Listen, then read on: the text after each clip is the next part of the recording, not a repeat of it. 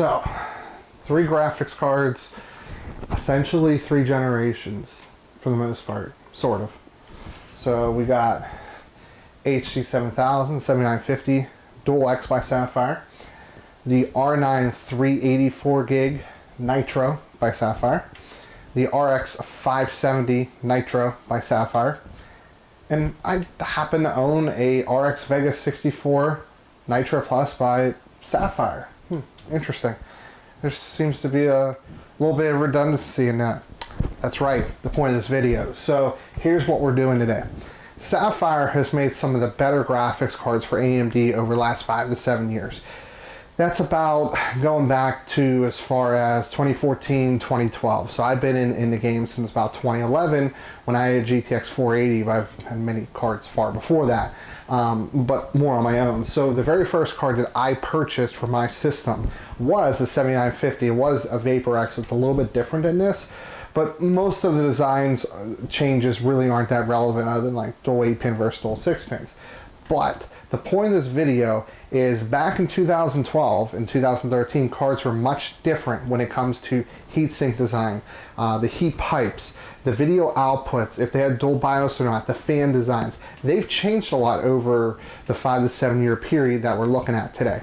So let's take a look at all 4 cards and let's see what Sapphire and most likely what other manufacturers have done the last 5 to 7 years. Okay, first up is the Radeon HD 7950 Dual X. I had a Sapphire Vapor X, which was shroud-wise quite similar. This is actually a customer's card, so it's a little bit dirty. I haven't gone around to cleaning it out, but that is something on the agenda when we go to rebuild the computer. But first things first is let's actually take a look at the shroud. So very thin curved fans. There's not a lot of strategy to the design. It's just put in, you know, 9, 10, 11 small plastic chintzy fans, put it over top of a heatsink with 5 heat pipes, and it'll be fine. And honestly, it runs fine. It doesn't run very hot, you know, but it is only a 225 watt card, and this was the second best card available at the time when this card came out, I believe in 2012 or 2013. I had one very similar. Let's look at the cooler design. So we have, I'm going to guess on this one, but I'm going to say 3 6mm heat pipes and 2 8mm heat pipes. They are copper, as you can tell by color, although it's not a good indication because newer ones are coated with anodized or aluminum of some sort. So keep that in mind. But you can see they all come out from the core and they exit over here and then they exit over here respectively. We do actually looks to have a dual BIOS switch, so that is something interesting to see all the way back then. But what you will notice is there is no backplate. That really wasn't a thing back then. But another thing to note is how little screws there are. So there's these 4 right here, which probably, yeah. So judging by the design here, let me see where this comes in at. The cooler probably comes off here, and then there's this plate right down here that I believe the other screws, yeah, those screws are attached to. So depending on what you want to do, it wouldn't be too big of a deal. But yeah, this is kind of what you really expect on higher end cards back then. What's interesting is not a very long time later did things actually make some serious changes.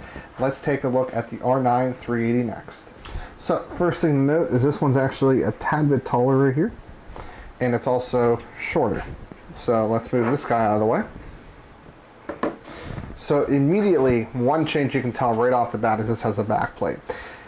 This is the area that we're starting to see this more and more, which is pretty interesting. Another thing to note with this particular card is where the core is. So the core on this card over here is much further to the edge, I believe. Or, yeah, it is probably, so the other core starts right here and goes to right here. So it is shifted over a little bit. That's just due to the design of this particular card.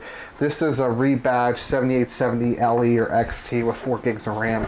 But this is where we're starting to see some changes. So the fan blades are a little bit different. They're thicker. They're actually pitched a little bit on this way instead of this way, which is quite interesting to say the least. But what we also notice is the evolution of using just more strategy when it comes to heat pipes. So less heat pipes, there's only 4, and they're basically coming out the centers of the fans, which is pretty interesting. This also has 2 6-pins, so a maximum of 225 watts. But notice the cooler overall is smaller, but this is actually, if I were to weigh them, I would bet this one's actually heavier. So the heat sink is a fair bit heavier. And this is kind of where we see the technology changing a bit, with more strategy behind fans and heatsink design versus just a bunch of fins and fast RPM fans. Again, also a BIOS flash or dual BIOS there. And then this is where we're seeing 2 DVIs, a DVI-DI combo port, a DVI-D, HDMI, and display port. So we are seeing display port here. So looking at these 2 cards, this is an RX 570 Nitro Plus. The reason why I want to show this is I have it. I know it's not following the same range. Like, this was one of the better cards available at the time. Actually, these two would be comparable when I think about it, because you had the R9 380, 380X, 390, 390X. So I think these are actually very comparable comparisons, but it is a smidget taller and a smidget longer. Now, what's interesting with this is the heat pipe design. So they go different ways. So we have 4 heat pipes. Now, they are most likely copper, and they have iodized coating on top of most likely aluminum. That they do that for anti-corrosion. So we have 2 here going this way, and then we have 2 on the outside over here pushing out this way. So we have 2 6mm here, and these are most likely 8, potentially 10. I'm not 100% sure. But this is where we're starting to get some strategy involved. So clearly these are going down the middle of the core, and they are exiting through channels right here on the outsides of the fan. So that's going to help actually with the way the fan spins, the most amount of air gets pushed towards those heat pipes. And then you actually have this blowing directly partially onto the core and then through a heat pipe over here. For dual BIOS, this does actually have one as well, so it seems to be a Sapphire thing. But this is interesting. This is something I've noticed. So the early days of the back plates, let's take a look, completely covered, okay? Now this actually has the core uncovered. The reality of it is back plates don't add a lot for cooling. They can add a tiny bit if done right, but if not done right, they really don't do anything or actually make it worse. But it does add some structural rigidity to the card, help prevent some sagging over time. But this is where we're going to see the modern I/O. So one thing I want to point out, DVI-I is not supported here. So you need a digital output. You need DVI-D, HDMI, HDMI DisplayPort. The most common forms that we see nowadays is actually 3 DisplayPorts, 1 HDMI. And the reason behind that is DisplayPort has no royalties involved, whereas HDMI does. But another thing to know is if you have VGA and try to convert to this, there's a good chance you will not get any kind of display output. So just keep that in mind. We're looking at all digital at this point. Last but not very least, let's take a look at the RX Vega 64 Nitro Plus Edition. So here we have it. Now, I literally just turned my system off a second ago, so it's still a little warm. A fair bit longer. So this is the highest end card that AMD makes at this time.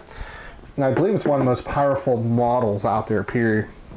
It is not the special edition one that these light up, unfortunately, but still nonetheless, it is a very nice card. This is where we're going to see 2 8-pin power connectors pop in. You saw this on like the Vapor X as well. You'd see like 8 and 6 or even 2 8s in some cases. And that is just to push as much overclock as possible. Now, this is a huge shroud, so it's going to take some strategy to look at here. So this is a much, much different design. So let me examine in here. So we do have different fans. So actually, let's stand back up and show you. So we have, these are larger. These are probably between 85 and 100 millimeters. I'd probably say 90, and this is probably 80 if I had to guess. But what's interesting is the core is actually here. So it's literally right about my fingers at roughly. So that's where the core is. But what's interesting is the heat pipes don't come out the bottom or the top. They are actually going from one part of the heatsink to the other. So if you can see down in there, you can actually see a break in the heatsink right down here. So there's actually heat pipes that are running lateral. And the total amount, and I can see, is 1, 2, 3, 4, 5, maybe 6.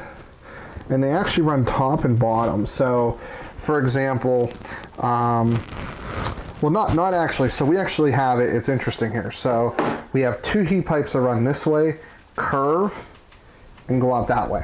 Is essentially how these are run. And there looks to be like 4 heat pipes coming out on this side, roughly, out the bottom. And then that goes over to here. And there's really not a ton on this part of the board to cool. I mean, there's memory chips, there's VRM, but most of that's taken care of over here, which is why this part of the card is hotter than this part of the card, a little bit. We do have a dual BIOS switch, so there's no shocker there. I did bend that fin at some point, but that's not really a big deal. Be careful with your card, but it's not the end of the world. So we do have a dual BIOS switch, so that is cool. Another feature this card has, it has a 4-pin here. And where's the other 4-pin at? Oh, right here. You can actually connect your fans up to it, interestingly enough. So if you have 4 pins and you run out of room on the board or whatever, you can hook them up there. And we do end up having 1, 2, 3, 4, 5. So we do have 5 total. And I think it's actually like either 4 and 1 or 3 and 2 respectively. This particular, this is heavy. I'm going to warn you. This actually has come with it a bracket to help keep it up. And if this is mounted vertically, which may not as cool as well depending on your case, it should be fine, but if not, this would definitely sag over time. In fact, even with this, it may indeed sag over time. But the board actually ends right here, and there's actually a little bit of an extension at the end for more heatsink. That is pretty common to see. The last thing I want to show you is where we're really going with outputs. So we have HDMI, HDMI, DVI-D, DVI-D, or HDMI, HDMI, DisplayPort, DisplayPort. So no DVI whatsoever. Which means that you might be able to adapt with an active adapter, but you're going to have to use either HDMI 2 or DisplayPort 1.2 or 1.4. This is 2 slots. It really doesn't. It does take up, so it's actually a 2.5 slot card, my apologies. I don't have anything hanging below it, so that would obviously be why I thought it was 2 at first, but it's definitely 2.5. It runs quite cool. Sapphire is definitely good across the board when it comes to cooling.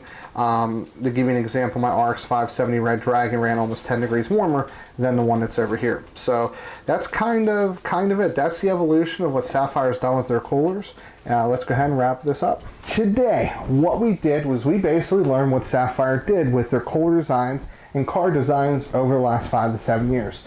And I think it's actually pretty interesting, especially with how they're cooling it, where they're putting heat pipes, video outputs, etc.